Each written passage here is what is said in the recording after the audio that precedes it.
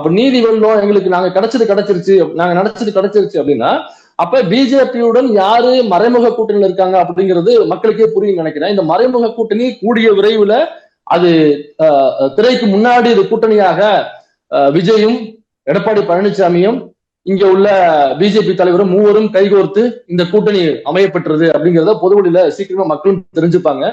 ஆனா எனக்கு இதுல விஜயனுடைய தொண்டர்கள், விஜயனுடைய ரசிகர்கள் நினைச்சாதான் எனக்கு ரொம்ப பாவமா இருக்கு.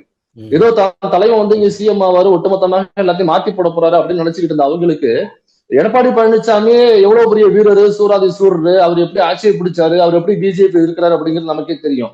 எடப்பாடி பழனிசாமியை சிஎம் ஆக்குவதற்கு தான் விஜய் என்கிற ஒரு மிகப்பெரிய காரியர்கள் உச்சத்தில் இருந்த நடிகரை அவர் அரசியல் கட்சி ஆரம்பிச்சு அவரை உள்ள கொண்டு வந்து பிஜேபிக்கு எதிராக பேச வச்சு, அதிமுக எதிராக பேச வச்சு, திரும்ப அந்த பிஜேபி அதிமுக கூட கைகோத்து எடப்பாடி என்கிற ஒரு அரசியல் வரலாற்றில் இதுவரை காணாத ஒரு கோடையை திரும்ப சிஎம் ஆக்குவதற்கு விஜயை கொண்டு வந்திருக்காங்க அப்படிங்கறது அவங்களுக்கு லேட்டரா புரியும் நினைக்கிறேன்.